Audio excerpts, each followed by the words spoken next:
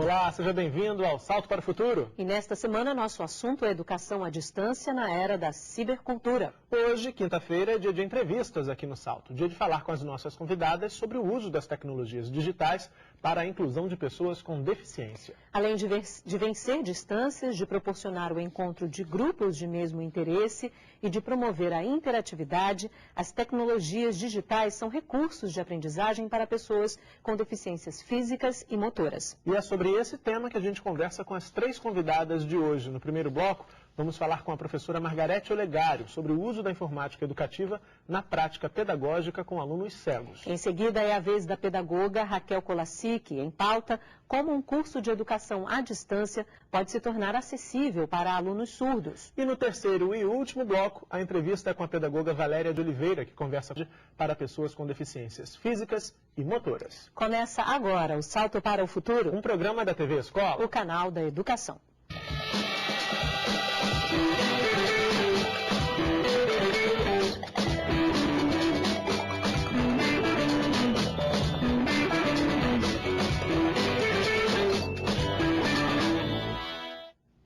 No dia 17 de setembro de 1854, era inaugurado pelo imperador Dom Pedro II o Imperial Instituto de Meninos Cegos. Em 1891, após a proclamação da República, a instituição mudou de nome. Passou a se chamar Instituto Benjamin Constant. Hoje o Instituto é referência quando o assunto é deficiência visual. E a nossa primeira entrevistada de hoje tem uma relação bem próxima com a instituição. Ela foi aluna e hoje é professora do primeiro ano do ensino fundamental do Instituto Benjamin Constant. Margarete Olegário também é coordenadora do setor de informática educativa do Benjamin Constant. E fala agora com a gente sobre o uso da informática na prática pedagógica com alunos com deficiência visual. Margarete, muito obrigado pela sua presença, um prazer recebê-la aqui no Salto para o Futuro de hoje. E a gente começa a conversa querendo saber exatamente como é que a cibercultura faz parte desse seu trabalho que a gente acabou de descrever aqui brevemente na abertura do programa. Nós lá no Instituto, procuramos trabalhar os recursos disponíveis para o deficiente visual, Só que, primeiramente, nós mostramos para essa pessoa deficiente como é o computador e aí ele vai aprendendo gradativamente, conhecendo o teclado e logo em seguida conhecendo o programa DOSVox, aprendendo a digitar. Daí já começa essa comunicação através da digitação, depois começa com o uso da internet, também utilizando o sistema DOSVox. O DOSVox é bom a gente deixar claro para quem está nos assistindo, é um software que permite a leitura da tela, é isso? Ele é um software com vários aplicativos, que permite a leitura de e-mails, de sites, permite a digitação de textos, também possui alguns jogos educativos, alguns jogos somente para entretenimento, que nós também trabalhamos em nossas aulas. Agora, a gente falou que você é coordenadora de informática educativa do Instituto, além, claro, de ser professora do primeiro ano do ensino fundamental. Como é seu trabalho com a informática educativa, com os outros professores? Como é que vocês discutem a cibercultura nesse trabalho? Nós fazemos um trabalho de aproximação do que o aluno está vendo em sala de aula, com o que ele vai ver na informática. Então, nós buscamos que esse aluno aplique a informática ao seu dia a dia. E isso, um tempo, ele vai utilizando em sua casa ou em lan houses, as redes sociais, vai entrando em contato com outras pessoas, vai fazendo pesquisas. No futuro, ele pode também participar de cursos à distância, Então, ele vai se qualificando também com o auxílio da informática. Margarete, a gente viu ao longo desses primeiros programas dessa série que a cibercultura, a gente fala de cibercultura porque estamos todos imersos nessa nova modalidade de existência, se é que a gente pode dizer assim. A nossa vida é permeada por essa cibercultura o tempo inteiro. A gente fala de internet, fala de telefone celular, cada vez mais versátil, com câmera digital, acesso também à internet, enfim, uma série de possibilidades. Quando a gente fala da realidade das pessoas com deficiência, e aí não importa a deficiência de que a gente esteja falando, a gente fala sempre da necessidade de incluir essas pessoas. Quando a gente analisa a inclusão das pessoas com deficiência imersas nessa cibercultura, essa necessidade de inclusão é ainda maior? Estou te perguntando isso porque a gente acessa sites, por exemplo, cotidianamente, no nosso trabalho, todo mundo, e a gente não percebe, pelo menos não no primeiro momento, uma preocupação com o público que tenha algum tipo de necessidade especial, que tenha algum tipo de deficiência. Essa necessidade de inclusão ainda é maior quando a gente pensa nessa relação? No caso, algumas empresas e instituições precisam acordar para a necessidade de tornar os seus sites, né, os seus espaços virtuais acessíveis a todos, né? E para isso as pessoas precisam ser esclarecidas.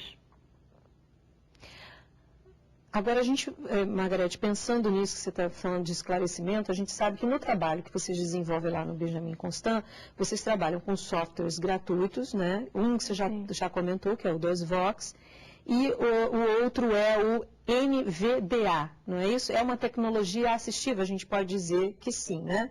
Como é que é esse NVDA? Tanto o DOSVox quanto o NVDA são tecnologias assistivas, né, para o uso do deficiente visual, sendo o DOSVox um programa com aplicativos específicos e o NVDA um leitor de tela do Windows e do pacote Office. Quer dizer, ele funciona, transcrevendo não seria o melhor termo, mas assim, traduzindo o que a tela está mostrando para que o aluno, a pessoa com deficiência visual, possa então interagir com a máquina, enfim, cumprir seus afazeres ali diante do computador, é isso? No caso ele funciona transformando em som o que aparece na tela. E que outras tecnologias assistivas a gente podem ser utilizadas nesse processo de aprendizagem? A gente, antes de começar o programa, você citava algumas que não estão no Instituto, mas que você sabe que outras instituições podem utilizar. Também temos outros leitores de tela, né, que é o JAWS, né, e Windows Ace, Virtual Vision, e temos também ampliadores de tela, né? O mais conhecido é o Magic. O que fazem essas tecnologias?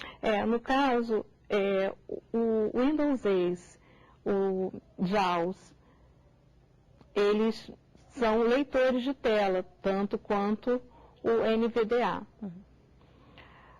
O Magic, ele já atende a pessoas que possuem problemas de baixa visão, né, pessoas que não enxergam muito bem, têm alguma dificuldade visual, né, que podem ser causadas por vários fatores, né, e podem ter vários graus de baixa visão, né, então o Magic, ele auxilia principalmente ampliando a tela do computador. Agora, Margarete, pelo que você está descrevendo, a gente nota que as tecnologias têm avançado bastante para garantir essa possibilidade de inclusão das pessoas com deficiência visual especificamente. Qual é o maior desafio desse trabalho, então, quando a gente pensa na informática educativa? Você diria que é a formação do professor? Qual é o maior desafio para que esse trabalho possa seguir em frente? O maior desafio... na verdade, não existe um maior desafio, existem hoje desafios, né, que é a formação do professor para poder qualificar esse aluno, né, esse aluno cego ou de baixa visão se apropriar dessas tecnologias, né, e o desafio também é ele ter acesso a essas tecnologias, né, conseguir fazer cursos à distância, conseguir utilizar em casa ou em lan house ou na casa de amigos. Essas tecnologias são caras, Margarete? Porque você falou já, é a segunda vez que você fala de lan house. A gente sabe que, sobretudo aqui no Rio de Janeiro, as lan houses são um fenômeno, responsáveis, inclusive, por muito do que a gente pode dizer da democratização do acesso à internet, por exemplo, aqui no estado do Rio de Janeiro.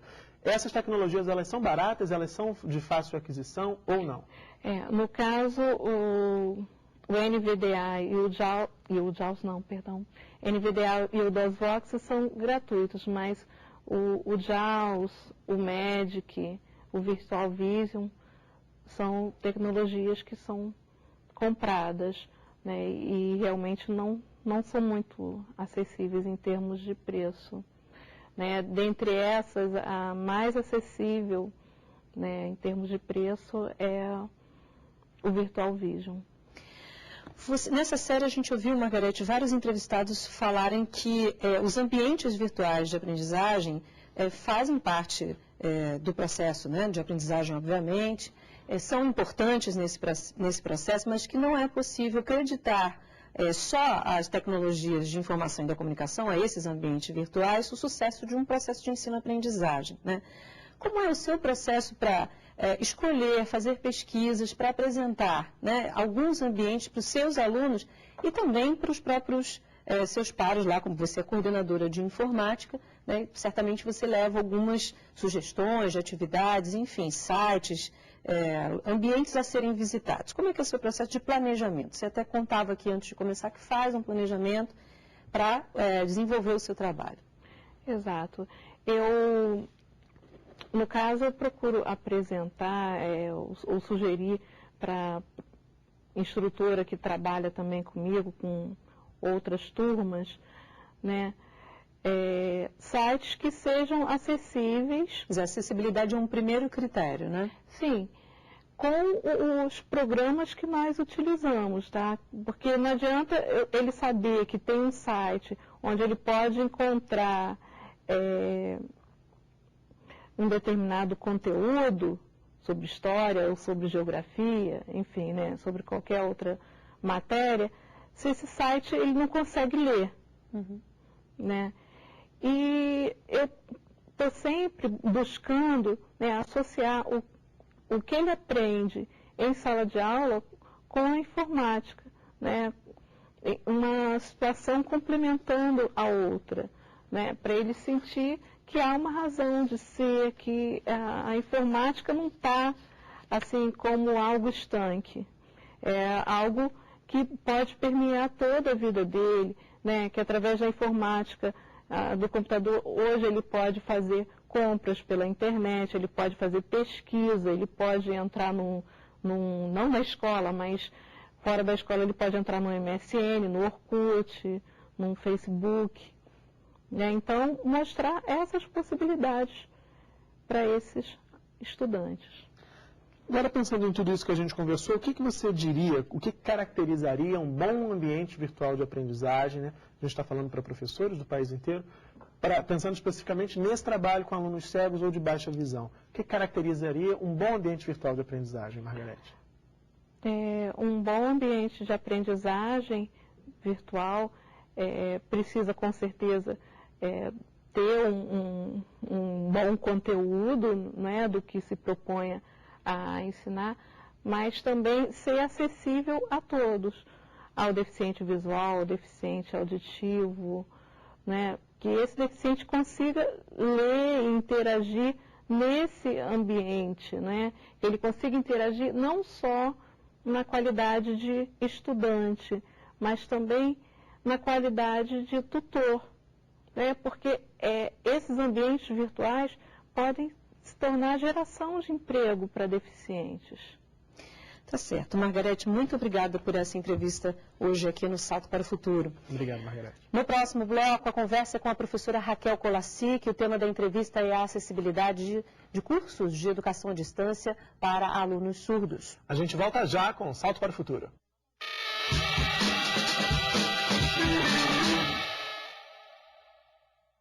Entender o que é fundamental no dia a dia da sala de aula pode não ser uma tarefa fácil. Mas a TV Escola traz para você uma seleção de vídeos com novas dicas de professores de diversas áreas do conhecimento. Assim fica mais fácil trabalhar com os alunos os mais variados temas. E no próximo programa, a área temática é literatura. Do conto de Lima Barreto, uma história sobre o Brasil, um rei e uma farsa. O homem que sabia javanês. Hoje, 9 da manhã, com reprise 3 da tarde. No Fundamental. A profissão de professor é uma das poucas, se não for a única, que pode mudar a vida de alguém. Pode mudar a vida daquele garoto, daquela garota que está ali sentada, com a tua atuação. Sem estudo, sem o conhecimento, nós não vamos conseguir nada. E aí quando eu falo nós, é porque eu me incluo aqui no mesmo lugar de vocês. Eu vou ter que estudar para procurar dar uma vida melhor à minha esposa, aos meus filhos. Estou de alguma forma procurando fazer a minha parte. Entendeu? Para que quando a oportunidade surgir, eu estou apto a assumir aquela função. Obviamente acredito na educação como meio de salvar o mundo, o planeta. Olha, o menino passou no vestibular, que coisa bacana, né? E a gente fica muito feliz ao ver esse resultado. Estude. Educação faz a diferença. Um historiador fora do comum entra em ação. Aqui estou eu, o intrépido James Burke. E trata de assuntos do nosso cotidiano, buscando ligações entre fatos mundiais, realizações científicas e personalidades da história não muito conhecidas. Comentários do físico e mestre em engenharia nuclear Luiz Pinguelli Rosa. Na energia nuclear você acumula muito material radioativo. Esse é o grande problema da energia nuclear, o que está ocorrendo no Japão. Não perca a semana temática Conexões. Hoje, 9 da noite. Aqui, na TV Escola. Oi, gente! Viemos aqui dar uma chegadinha no intervalo da programação para convidar vocês a fazer uma visitinha no site Geração Saúde. Né, Fatinha? É isso mesmo, Carla. Lá vocês vão saber mais sobre a série, sobre os personagens dessa história. E tem vídeos gostosos do Tapioca aqui. Menos Tapioca. Galera, tem mais informações sobre o conteúdo científico da série, depoimentos de especialistas, animações do projeto Homem Virtual para assistir e baixar em alta qualidade, atividades de aula para o professor, make-off, galeria de fotos e ainda fazer download dos episódios e dos roteiros da série para você ter em casa. Mas para mim, o mais legal de tudo é o jogo Geração, onde você vai poder escolher um de nós para jogar e aprender. E chegando no final do jogo, você recebe o boneco escolhido para imprimir, montar e brincar. Gente, cheia de conversa e vamos andar logo para o site. Peraí, também quero dar um recado. Não esqueça de dar uma passadinha no meu blog e deixar o seu comentário. É só se cadastrar no site e criar o seu perfil. Então vamos nessa. Galera, acesse www.geraçãosaude.fm.usp.br. Mais uma vez, só para garantir. www.geraçãosaude.fm.usp.br. Ai, gente, tá tão bonitinho. O homem evoluiu e com a agropecuária não poderia ser diferente. Do trabalho braçal à tecnologia de ponta. Conheça a história da revolução que atingiu os 4 pilares da produção de alimentos na Grã-Bretanha. Terra, suor e trabalho. A história da agricultura no Reino Unido. Amanhã, 10 da noite. Aqui na TV Escola.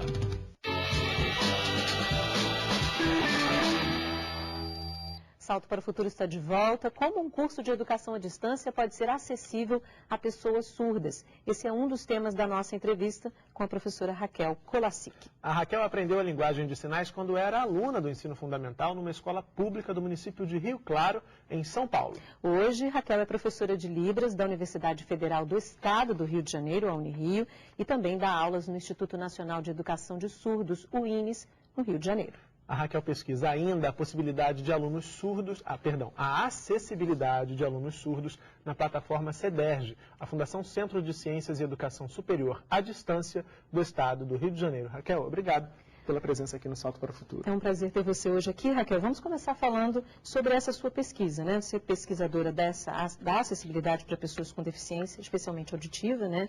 Em ambientes virtuais de aprendizagem. A plataforma é um ambiente virtual de aprendizagem. Esse é o seu tema de mestrado. Quais são as principais demandas hoje das pessoas com deficiência auditiva em tempos de cibercultura, que é o tema dessa série?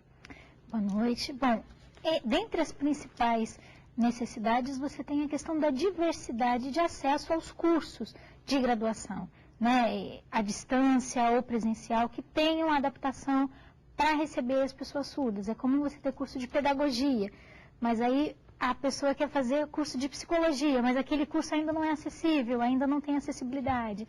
Mesmo a questão na cibercultura, os espaços, as redes sociais, Facebook, por exemplo, que a Margarete comentou agora há pouco, te dá a possibilidade de colocar um vídeo, então ele é acessível para o surdo. Mas redes que você não tem essa possibilidade, ou sites que não tenham a tradução em língua de sinais, então são coisas que precisam ser repensadas e revistas para a inclusão dessas pessoas. Pois é, nessa série a gente tem falado bastante da relação entre a cibercultura e a educação à distância, né? De que forma que essa modalidade de ensino tem se preparado, então, para atender as pessoas com deficiência auditiva, Raquel? Olha, eu posso dizer que tudo ainda é muito recente na educação à distância, na educação online, para acessibilidade de surdos.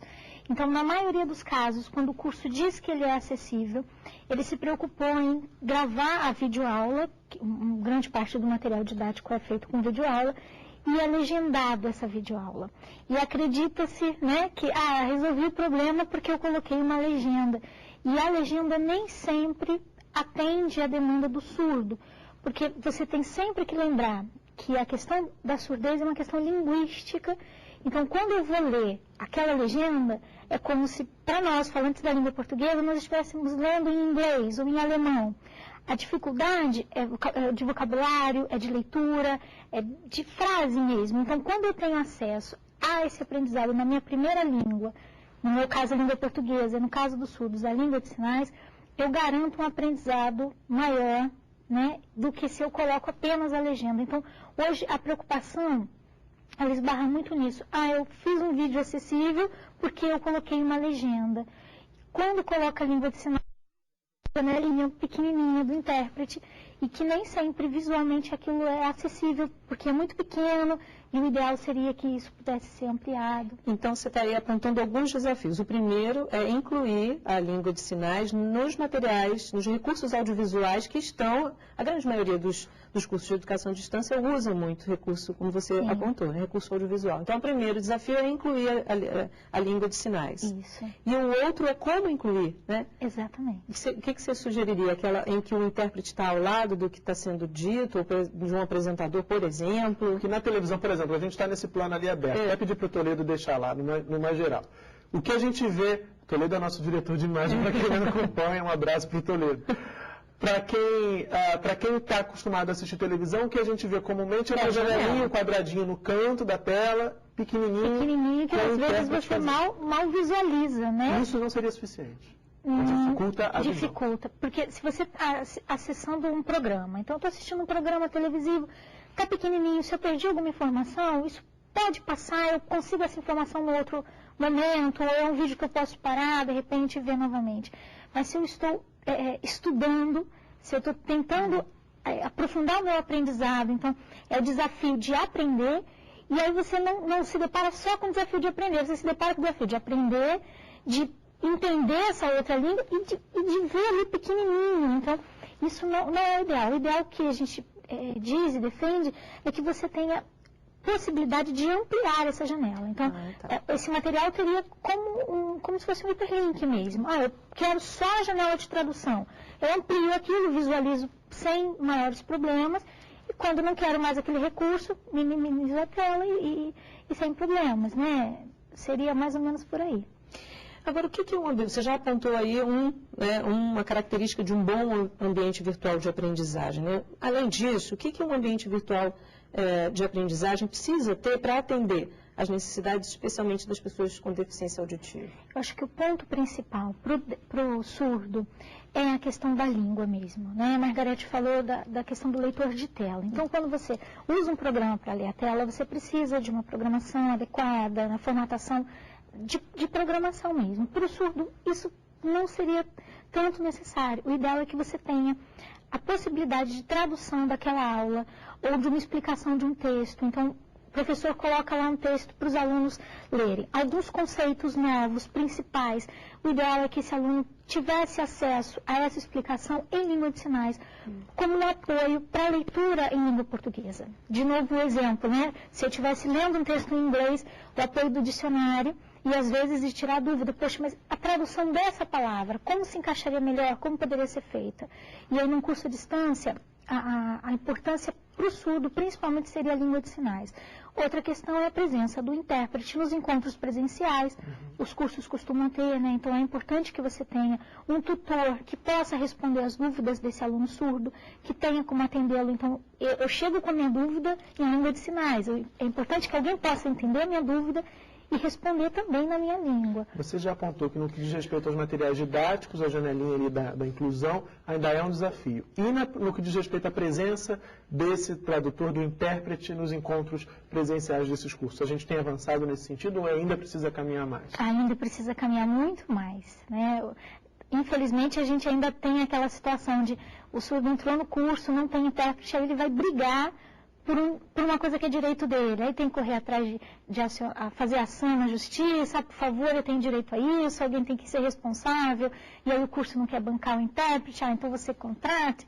Então, são questões que ainda hoje são desafios grandes, quando a gente fala de educação para surdos. Agora, quando a gente está pensando nas soluções para que essas demandas, que são legítimas, claro, são direitos desses cidadãos, desses alunos com deficiência auditiva, sejam atendidos no que diz respeito à educação online e à educação à distância. Agora, quando a gente pensa no panorama da formação de profissionais desses tradutores, desses intérpretes, a gente tem boas notícias para dizer, quer dizer, o Brasil está formando mais pessoas habilitadas a utilizar a língua brasileira de sinais para fazer, inclusive, esse trabalho? Essas pessoas estão aparecendo, né? Você até tinha um número de intérpretes, de pessoas que aprendiam língua de sinais, grande parte são filhos de surdos que nasceram ouvintes e aprenderam língua de sinais e foram caminhar para a área da tradução. E hoje, depois do reconhecimento da língua, a regulamentação pelo decreto, então a inclusão como disciplina nos cursos de licenciatura, a formação de professores, agora a nova legislação que reconhece a profissão do intérprete de língua de sinais. Então, isso começa a abrir portas para que esses intérpretes comecem a se mostrar, então se revelar e ampliar a sua formação também. Porque um outro desafio eu sou intérprete, tenho formação em pedagogia, por exemplo, e aí sou contratado para traduzir um curso de licenciatura em química. Então, eu não domino aquela área, então a gente precisa de profissionais que não só saibam a língua de sinais, mas que também tenham essa formação diversificada para poder traduzir e interpretar com mais propriedade nas áreas em que forem demandados. Então, ainda é muito incipiente, nós estamos começando uma trajetória, ainda temos muito que conquistar nessa área também. Agora, Raquel, a gente falava com a Margarete também dos ambientes, dos espaços virtuais na web, né, que qualquer pessoa pode circular e muitas das pessoas com deficiência ainda não têm essa acessibilidade garantida, né? A gente teve numa série aqui, também acho que, se não me engano, sobre cultura digital, em que havia um desenvolvedor, uma pessoa que pensava exatamente como desenvolver sites e ambientes com essas especificidades. Como é que você acredita, você falou aí, o Facebook em algum momento não dá a possibilidade que as pessoas com deficiência auditiva possam acessar um determinado vídeo, um determinado material. Como é que anda essa questão para você? Você acha que a gente já está avançando nisso, isso é um caminho que daqui a pouco esses ambientes, as redes sociais, de um modo geral, vão pensar nessa questão? Isso vai ser possível? Eu acho que os surdos conseguiram pensar a rede social e adaptar a rede social. Então, por exemplo, o Facebook, ele não foi pensado para um surdo. Sim. Mas o surdo vai lá, faz a filmagem dele, então a gente tem uma mobilização acontecendo, a pessoa dá a opinião dela em língua de sinais, filma, coloca o link para o YouTube, pelo Facebook, divulga. Quer dizer, esses vídeos viraram uma ferramenta pensada pelos próprios surdos para essa inclusão. Sim, eles se incluíram numa rede social que inicialmente não tinha sido pensada para eles. Hoje você chega no Facebook, Orkut, eles estão ali, muitos surdos, e MSN, Skype, tudo que possibilita o recurso visual e o vídeo, que eu posso gravar o meu vídeo em língua de sinais e o outro vai ver e vai responder e tal. Para o surdo é acessível. As Twitch Cams também devem funcionar para o Twitter. Com certeza, né? Mas isso é uma posição das próprias pessoas com deficiência auditiva, não dos desenvolvedores. Mas isso vai daqui a pouco demandar uma ação dos próprios desenvolvedores. Provavelmente, a gente espera pelo menos, que as coisas já comecem a caminhar para isso. Porque uma coisa é eu acessar uma rede social, conversar com meu amigo, mandar um vídeo, uma mensagem, e outra coisa é ter acesso, por exemplo, a um conteúdo de um jornal, de um site de jornal, saber uma matéria. E aí você tem, de novo, o desafio da leitura em língua portuguesa, e aí você tem surdos que têm baixa escolarização, como a população do modo geral, você sempre tem pessoas com mais escolarização e menos escolarização, isso também acontece no meio dos surdos, aqueles que não leem muito bem, aqueles que leem bem, mas que em determinada matéria vai ter alguma dificuldade de conteúdo, ou dificuldade de compreensão. E se essas matérias fossem traduzidas em língua de sinais, o acesso à informação, comunicação seria muito maior e aí sim seria garantido, porque eu não preciso recorrer ao outro. Olha, eu não consegui ler esse texto, você pode, por favor, ler para mim? Né? E acaba ficando nessa situação de dependência, preciso que outra pessoa leia para mim. Então, a rede social, a gente aprende a usar e dá um jeitinho de se incluir ali. Mas outros sites é necessário, legislação e tal, que se tenha o recurso mesmo da tradução em língua de sinais. A gente disse na abertura que você pesquisa a acessibilidade dos alunos surdos na plataforma do CEDERJ, né? Essas conclusões que você está apontando para a gente são algumas das conclusões a que você chegou a partir dessa pesquisa, e quais são as outras, né? Quais são as demandas que esses alunos trazem? Olha, a pesquisa ainda está em fase inicial, então ainda é tudo muito exploratório, e você vai ter diversidade dentro desse ambiente, né? Então, eu tenho surdo que lê muito bem e aí ele não vê a necessidade de todas as aulas serem traduzidas, ele precisa apenas de alguns conceitos, algumas explicações.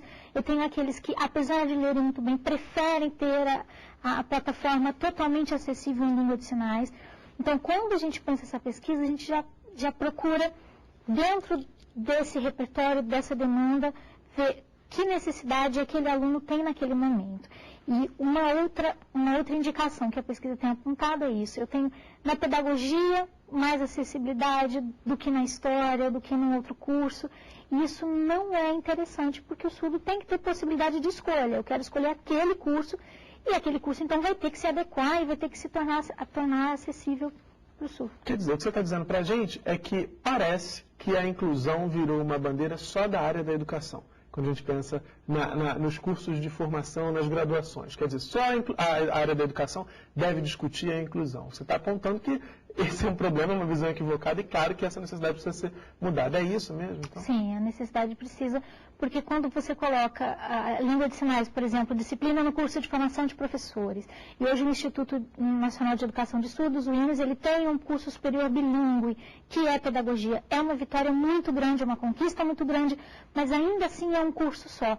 Então, na educação, a gente discute muito a questão da inclusão, a questão da acessibilidade, e acaba que as outras áreas vão ficando meio de lado, né? Acabam sendo... Para não dizer para trás, né?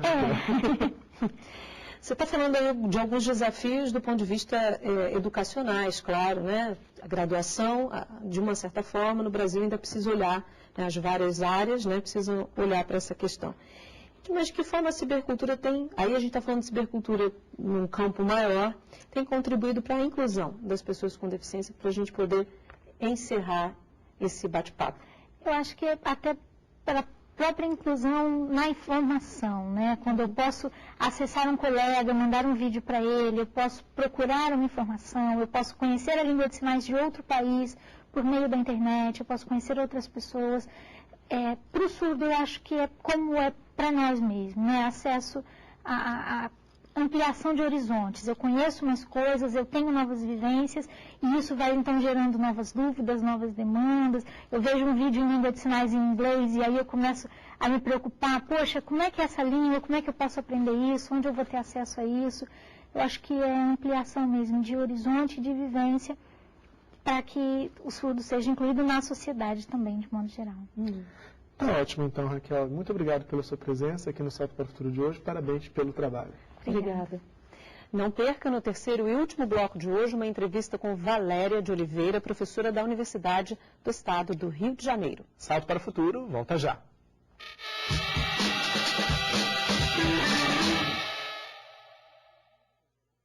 Você não precisa ir muito longe para conhecer coisas interessantes. Basta ter um bom acervo. E olha só o que vai ter no próximo programa. O filme A Indústria do Sexo, Influência sobre as Crianças, discute a crescente exposição do sexo e da sexualidade em todas as mídias. E quem será o professor convidado para conversar com a gente? Para nos ajudar nessa discussão está aqui a professora de Biologia, Mônica Waldhelm. Fique ligado na nova temporada do Acervo, episódio A Indústria do Sexo, Influência sobre as Crianças.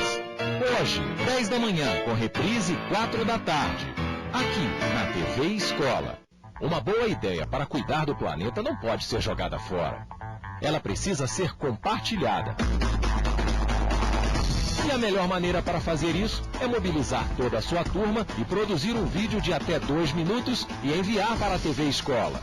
Seu projeto será divulgado para todo o Brasil durante a 3ª Semana do Meio Ambiente, que nesta edição comemora o Ano Internacional das Florestas.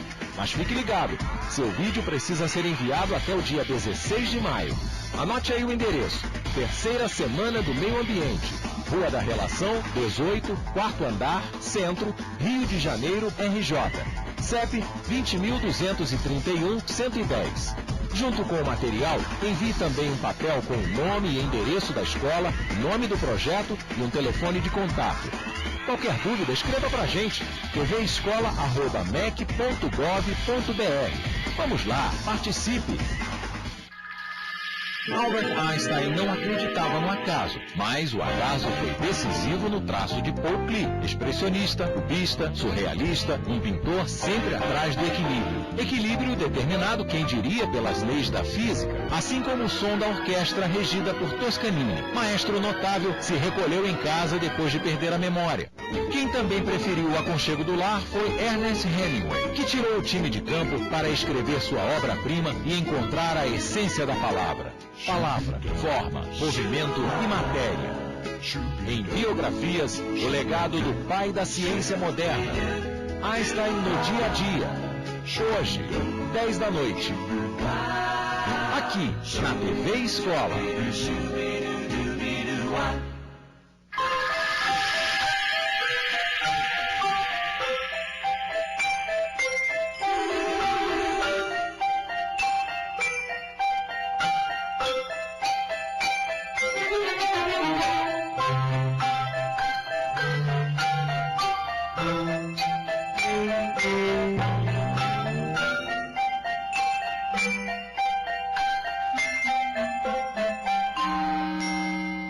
Conheça a vida das aves. 4º episódio, Carnívoros. Amanhã, 11 da noite. Aqui, na TV Escola.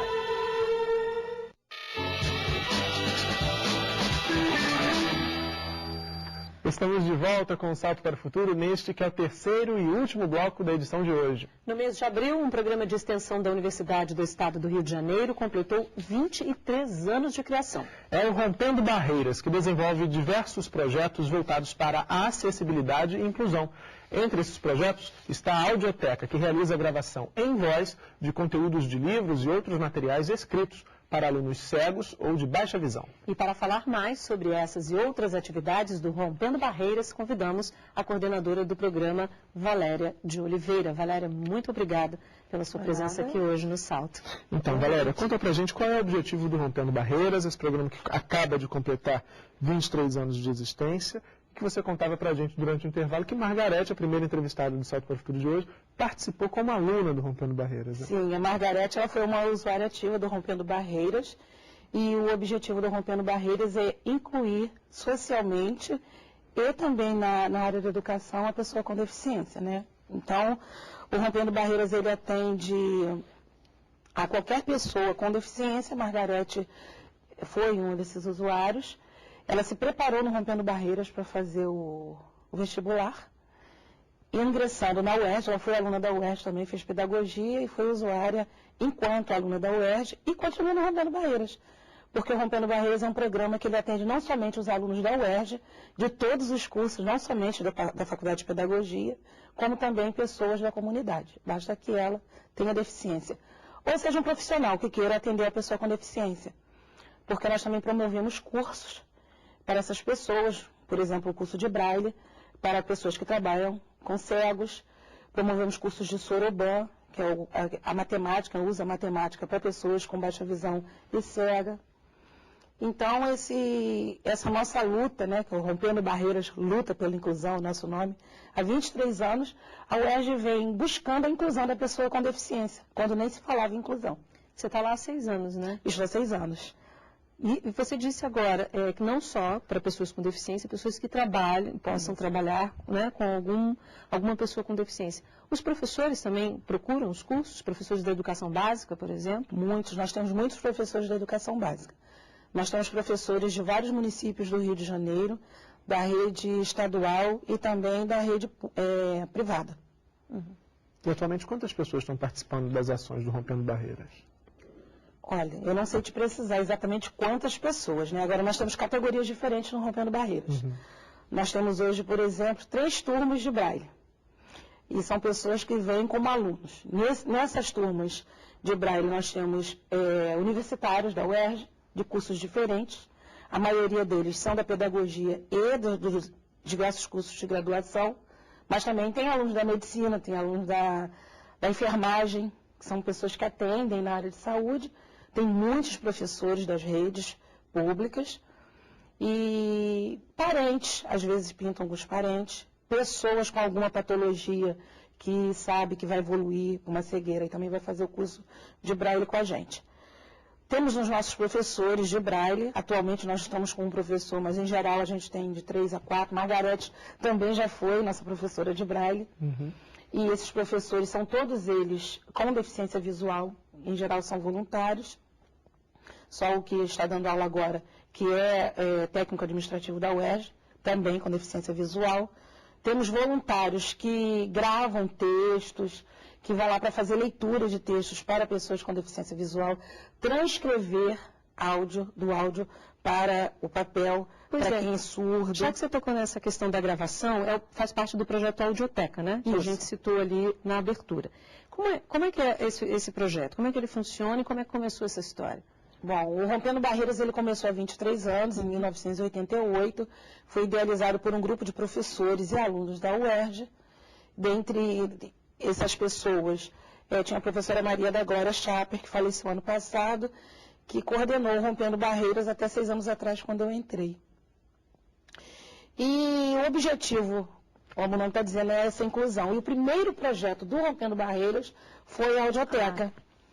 Então, a Audioteca tem 22 anos. Então, na Audioteca, a gente faz gravações de textos, de livros inteiros ou artigos, para atender qualquer pessoa que nos procura, não somente os alunos da UERJ. Eu gosto de deixar isso claro, porque qualquer pessoa da comunidade externa pode procurar o Rompendo Barreiras. E quem faz esses trabalhos no Rompendo Barreiras são os bolsistas, que são alunos da UERJ, e nós temos alunos de cursos diversificados. Porque se a nossa proposta é fazer leituras de textos, se eu recebo um texto de física, química e matemática, a qualidade dessa leitura não será a mesma se quem for ler esses textos for um aluno da pedagogia ou da letras. Deve ser um aluno das exatas. Então, eu tenho bolsistas da engenharia, da física, matemática, letras, pedagogia, psicologia. E essas gravações, elas estão disponíveis lá no Rompendo Barreiras, na sede de vocês na UERJ, ou elas estão disponíveis também aí online? Não, nós ainda não temos arquivos online, porque agora que a gente está começando a fazer as gravações em MP3, até bem pouco tempo, até ano passado a gente gravava em fitas, e agora a gente está fazendo as gravações em MP3, né? Porque para a pessoa com deficiência visual, principalmente os cegos, é muito complicado ele fazer o uso desses gravadores digitais. O gravador digital também deve estar acessível, e nem todos são acessíveis. Então, é mais fácil para eles manipular os gravadores de fita. Fica muito mais complicado manipular os digitais. Também a tarefa da Audioteca, não só gravar, mas também transcrever. Nós não atendemos somente ao cego ou baixa visão, nós também atendemos ao surdo e às pessoas com paralisia cerebral. Um aluno surdo, por exemplo, que vai a uma palestra, ele pode gravar a palestra e depois leva para a Audioteca e a gente faz a transcrição. Escuta a fita e vai digitalizar e dá o texto para ele. Mesma coisa um paralisado cerebral que não tem aquela coordenação motora para escrever. alguém grava para ele leva para a gente e a gente transcreve. Também a atividade do projeto Audioteca. Agora, você disse que vocês promovem cursos de Braille, né? Isso. Um professor da educação básica, por exemplo, que queira fazer um curso de Braille, ele já tem uma formação numa determinada área, mas ele quer fazer um curso porque provavelmente entrou um aluno e ele quer ajudar esse aluno. Quanto tempo, em média, dura um curso? O nosso curso é um curso de qualificação profissional, é um curso de 60 horas que acontece dentro de um semestre letivo. Em geral, as aulas é uma vez por semana, 2h30 por semana de atividade na universidade, fora as atividades que ele leva para fazer em casa. E o certificado do nosso curso é aceito como prova de título em qualquer concurso do magistério, inclusive no Instituto Benjamin Constant. Certo. Agora vamos falar da acessibilidade nos diferentes espaços virtuais. Valéria, como é que você analisa essa questão? As nossas duas convidadas anteriores, tanto Raquel quanto Margarete, apontaram que a gente ainda precisa avançar muito no que diz respeito à acessibilidade quando a gente pensa nos diferentes espaços virtuais. E você, como é que você analisa isso? Olha, primeiro eu gostaria de pontuar que quando a gente fala em tecnologia assistiva, todo e qualquer movimento voltado para a acessibilidade é uma tecnologia assistiva. Agora, as tecnologias voltadas para a cibercultura, para as questões de acesso às redes sociais, principalmente de ensino, aí sim, que é o nosso foco, ainda está, como a Raquel falou, ainda está muito incipiente, está começando agora e os programas estão aí, mas quem pensa esses espaços não pensa como um espaço para todos, porque não inclui a pessoa com deficiência nesse todo. Então, se você pensa uma página que possa ser acessada pela Margarete, por exemplo, você deve ter uma página em que o leitor de tela, tanto o 2Vox, quanto o NVDA, o JAWS, o Virtual Vision, seja qual for esse leitor, tenha acesso a essa página e seja capaz de passar por todos os textos, inclusive as imagens. Porque uma coisa que as pessoas às vezes não pensam, a minha página é acessível. Você passa lá com o leitor de tela e lê todos os textos. E as imagens? Essas imagens também devem ser lidas por essa pessoa com deficiência visual. Se ela está lá na página, não é por um acaso, ela tem a sua função. Então, se ela está na página, ela deve ter um arquivo oculto que descreva essa imagem para que o leitor de tela possa ler essa descrição. Ou seja, muitos desenvolvedores de sites, por exemplo, não têm pensado nessas questões. Você coloca lá que é acessível, mas às vezes porque é acessível para uma pessoa de baixa visão, porque você pode aumentar um pouco a letra, mas essas questões não são pensadas. Exatamente. Enfim, a gente está pensando aqui, vamos pensar em espaços educacionais. Um museu, por exemplo, que queira se tornar ter um site que se torne de fato acessível para todo mundo. Porque a gente já tem vários museus virtuais. Então, esse museu virtual, ele deve ter N recursos que possa ser acessível para todos. Então, ampliar o texto para quem tem baixa visão. Dar um contraste na sua página. A página deve oferecer cores diferentes. Porque o que é acessível para mim pode não ser acessível para ele. Ele pode não ter a mesma facilidade de ler um conjunto de cores, letras e fundo, pode ser acessível para um e ser acessível para o outro. Então, ele deve pensar também nesse fundo. E as imagens. Um museu sem leitura das imagens não é uma página virtual acessível.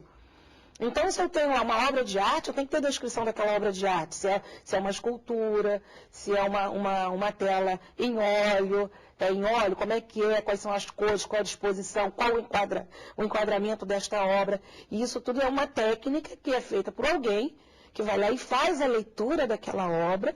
Isso é transformado em texto e o leitor de tela, quando passa por ali, ele vai passar no texto que está oculto. Um leitor de tela como, por exemplo, o NVDA. Tá. Como o JAWS, o Virtual Vision, o leitor de tela que o deficiente visual estiver utilizando. Agora, Valéria, te ouvindo falar aqui, isso é uma demanda, uma necessidade nossa do Brasil. Essa realidade já existe, já está posta lá fora, nos outros países mais desenvolvidos, se a gente for pensar assim, inclusive do ponto de vista da tecnologia, né? Ou não? Ou é o mundo inteiro ainda correndo atrás desse prejuízo, desse atraso de se pensar a questão da necessidade da inclusão das pessoas com deficiência? Há diferença, sim. Fora na Europa nós temos mais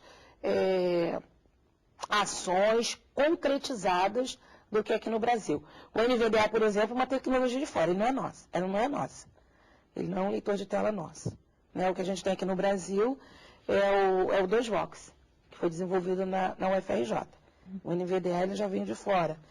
E não só a gente está falando aqui, a gente está falando de cegos e surdos, baixa visão, pessoas com baixa visão que são deficientes sensoriais.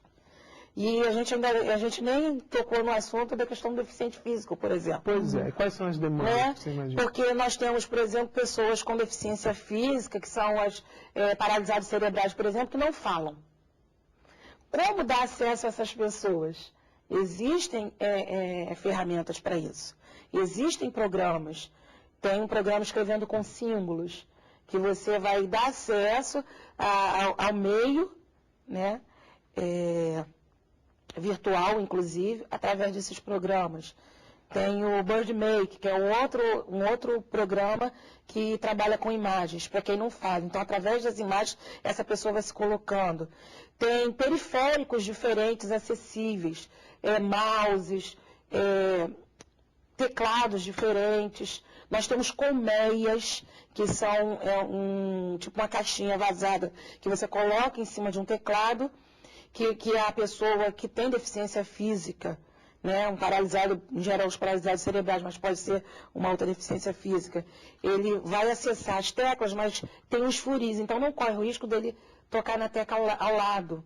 Se você não quer que ele utilize todo o teclado, você pode selecionar as teclas, que geralmente as crianças vão usar, você não precisa colocar todas à disposição dele. Então você isola algumas teclas, você pode deixar aberto somente subir, descer, direita, esquerda, enter. Então isso tudo é tecnologia assistiva. Tem mouses que você puxa, a pessoa não, a mãozinha assim não tem como mexer, mas ele puxa a cordinha e dá o clique. Nos Estados Unidos a gente ainda não tem essa tecnologia, tem uma mochila que é um computador e tem uma prancha colorida, bem colorida, que ele vai trabalhando ali. Tem pessoas que só mexem um dedo do pé, então você tem lá um teclado que ele utiliza com o pé. Alguns utilizam um teclado comum, outros não, você tem que ter um teclado adaptado para aquela pessoa. Então todas essas adaptações fazem parte da tecnologia assistiva. A gente está falando de adaptações na sociedade, de um modo geral, agora especificamente nas escolas. O que você acha que é preciso para que essa inclusão também aconteça e leve em consideração os alunos com deficiência e essas tecnologias? O que você acha que precisa ainda ser feito? A gente ainda tem muito caminho, a gente sabe disso. A gente sabe que hoje em dia o governo federal ele vem viabilizando as salas de recursos multifuncionais, né? Para o atendimento educacional especializado para pessoas com deficiência. Mas nem toda a sala funciona, isso é fato. E muitas escolas, às vezes, recebem os recursos e não utilizam, ou subutilizam, ou utilizam de forma inadequada. Deixam colocam salas, geralmente as salas que atendem as pessoas com deficiência, nessas escolas inclusivas, da qual eu também faço parte de uma rede que trabalha com a inclusão, a última sala, que é no canto, que é no último andar, que é atrás de um refeitório, tudo muito escondido, com muito obstáculo, não passa uma cadeira de rodas, passa somente uma pessoa de lado, quer dizer, ela coloca a pessoa com deficiência assim, em último plano, recebe o material e não utiliza de forma adequada. Então, uma escola que se diz inclusiva, que está pronta para receber a pessoa com deficiência, primeira coisa, tem que ter o seu pessoal formado.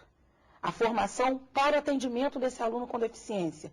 E todos, se ela é inclusiva, você deve ter nessa escola pessoas que saibam atender um surdo, um cego, uma pessoa com baixa visão, um aluno com paralisia cerebral, um aluno com deficiência intelectual.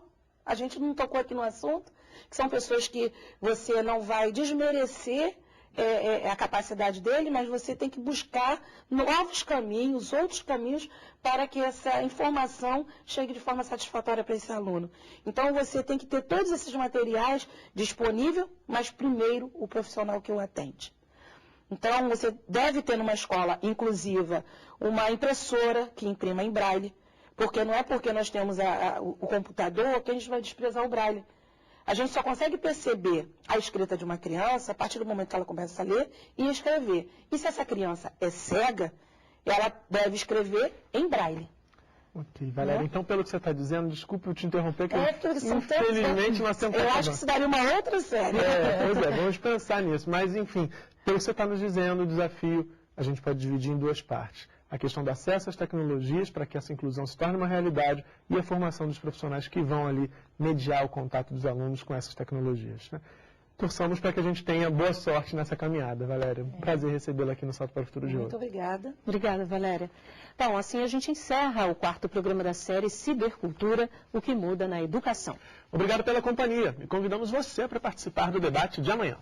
Se você tem alguma dúvida sobre esta série, mande um e-mail ou ligue para a gente ao vivo durante o programa. O e-mail é salto@mec.gov.br e o telefone, anote aí, 0800 282 6757. Não deixe de participar. Então está combinado, a gente espera por você amanhã aqui no Salto para o Futuro. Um programa da TV Escola. O canal da educação. Tchau. Tchau.